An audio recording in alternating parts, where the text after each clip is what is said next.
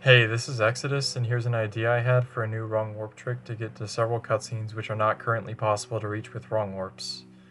The basic idea is to perform a wrong warp to an area which does not normally play a cutscene, such as Ganondorf, but manipulate the data in memory to have it play a custom cutscene which is created by you with actor data. First, I'll explain a bit about how the game's memory is laid out. This is a very basic overview of the memory in the game with an app called Spectrum created by MZX Rules a few years ago. As you can see here, there's a file called code.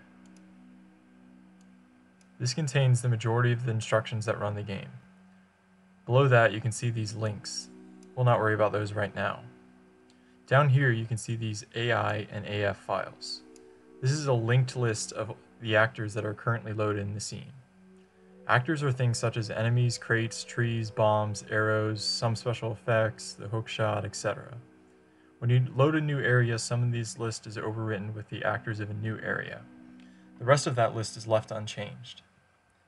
AF is an actor overlay file. This contains some instructions that instruct the game on how the actor works.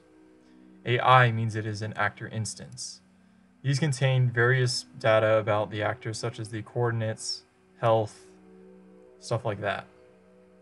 For example, when I pull a bomb and then pause the game, then I refresh this memory map right here, you'll see that two new things have been added, AI10 and AF10. This is the actor instance for a bomb, and this is the overlay file for a bomb. Now I'll explain a bit about cutscenes. When you enter a cutscene, a value known as the cutscene pointer is changed to point to commands on how to run the cutscene. These commands can be either in an actor or a scene. A scene is just a term for any area in the game, such as Dodongo's Cavern, Kakariko Village, or Lost Woods. If you watch a cutscene that has its commands stored in an actor, then load a new area, there's a chance that the data gets overwritten by new actor data. The cutscene pointer will still be pointing at that data, however. Also, when you wrong warp to an area which does not play a cutscene, such as Ganondorf, the game will attempt to play a cutscene using the data which the cutscene pointer is pointing at. Depending on what that cutscene pointer is pointing at, the game can either successfully play a cutscene, not play any cutscene and continue normally, or fail to play a cutscene and soft lock. This is why you need a good previous cutscene for certain wrong warps. This also means that if you can manipulate the data which the cutscene pointer is pointing at, you could theoretically write your own cutscenes and have them play. While it is currently very unrealistic to create any long cutscene like any of the ones in the game you might be thinking of, such as Light Arrow cutscene, the theory is to manipulate this data to have specific values that can be used as some cutscene commands. Here's an example of a cutscene being loaded into memory. As I enter Goron City, you can see that all these values have changed. That is because they control this Goron City introduction cutscene which was just loaded. Cutscenes are made up of 4 parts. The first part of the cutscene is these 4 bytes, which determine the amount of commands in the cutscene. This cutscene has 4 commands. Next, there is another sign long which determines the amount of frames that the cutscene will last. There is a timer elsewhere in memory which counts up 1 for each frame that the cutscene has lasted so far. This timer is paused when a text box is up. When this timer reaches this value, the cutscene terminates. The third part of the cutscene is the commands. This cutscene has 4 commands. The first command is 3, and it lasts until here. Second command is another 3, and it lasts until here. The third command is a 1, and it lasts until here. And the fourth command is a 2, and it lasts until here. Finally, the end of the cutscene is these 4 sets of 2 Fs. This is called the cutscene terminator and marks the end of the cutscene. One special cutscene command, number 1000 or 3E8 in hexadecimal, determines which cutscene you will end up in when the current cutscene ends, and is 16 bytes long. This command is often used in longer cutscenes, such as Light Arrow cutscene, which is actually 5 cutscenes linked together. This is an example of command 3E8 as it is used in the Light Arrow cutscene during the flashback to Hyrule Field. Note that the software I'm using to view the memory, called memory hacking software, is displaying the bytes in little endian, which is different from big endian that a real N64 uses. That means on a real N64, the values would be ordered like this.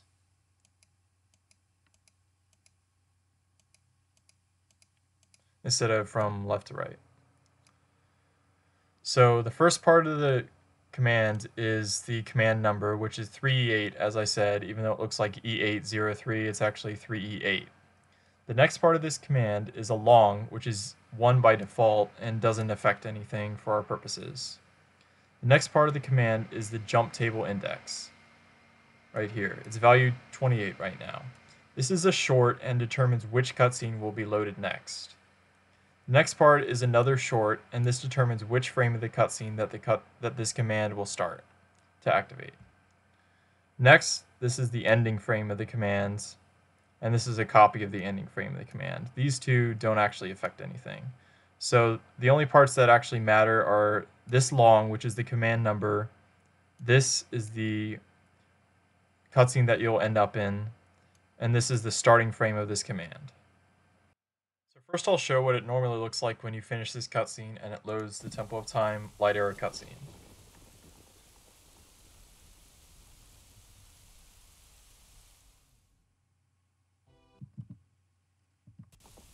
Next, I'll show that if I change this value to 76 in hex, it will load a different cutscene.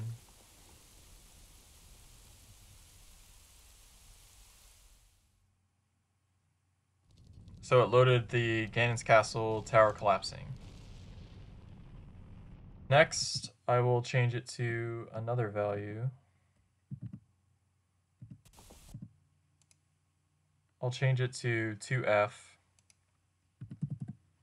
And you'll see that it'll take me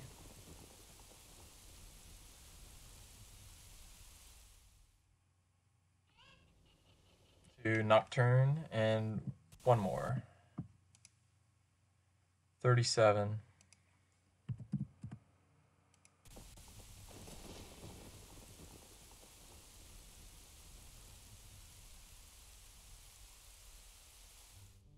Will take me to the credits. So as you can see, there are a bunch of different cutscenes that this command is used for.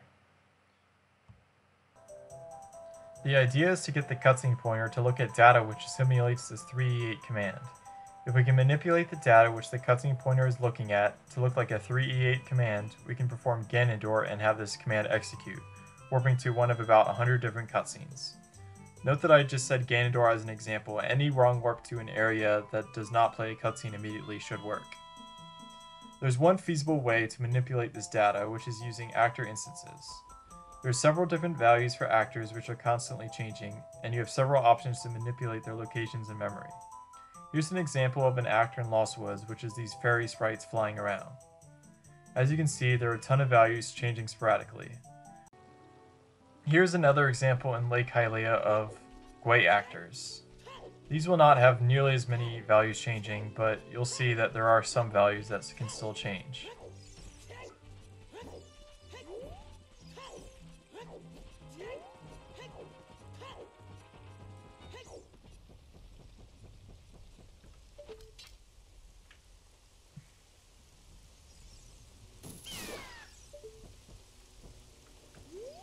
So that's another example of an actor that might work for this eventually. Final example of an actor I'll show is the hookshot. So you'll see as I pull out the hookshot, a bunch of values change immediately. And if I put it away, pull it out again, more values change. I move it around, values are still changing. So as you can see, there's a lot of stuff you could potentially manipulate here. Now I'll show an example of the trick working using a cheat to modify the values that the cutscene pointer is looking at. So this is going to simulate having the actors line up those values perfectly. So I'm first going to set for his win, and then I'm going to watch Fire Medallion cutscene. Okay, so I just watched Fire Medallion cutscene, and on the right you can see the data that is used for the Fire Medallion cutscene. It starts with that 1F, and it continues for quite a while past what is on screen, because it's quite a long cutscene.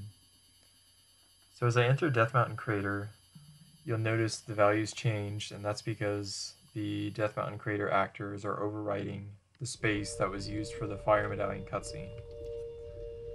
So you can go between scenes and have the values change.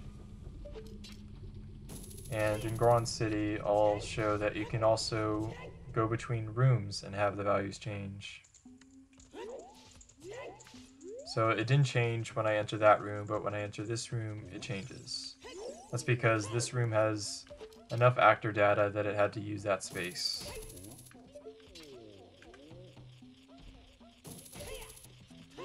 Now I'm gonna use a cheat to go to Lake Hyaleo real quick so I don't have to walk all the way there. And there I'll show that actors can change a bunch of values close to the cutscene pointer.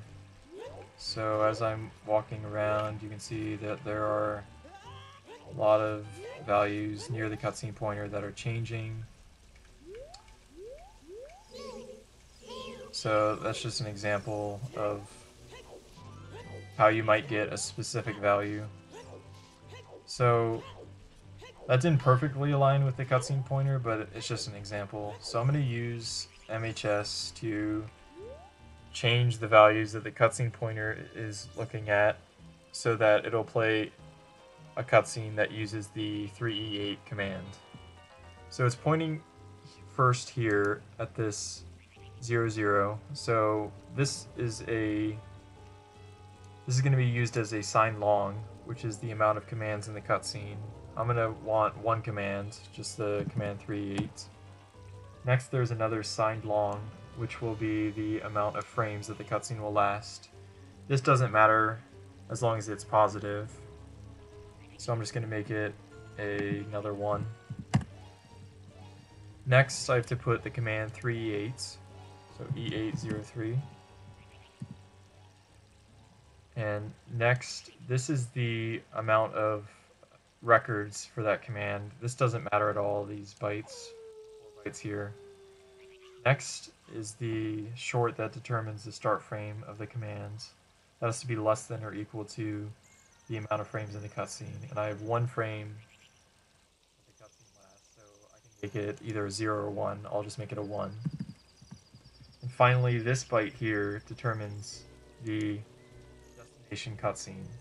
And this byte has to be 00. Any other value will crash or soft lock. So I'm going to change this to another 1 to go to whatever cutscene that is. So I'm going to return to Deku Tree Boss Room, and then I'm going to do Ganondorf, and after the wrong warp, you'll see my command will play. And it'll warp me to another cutscene.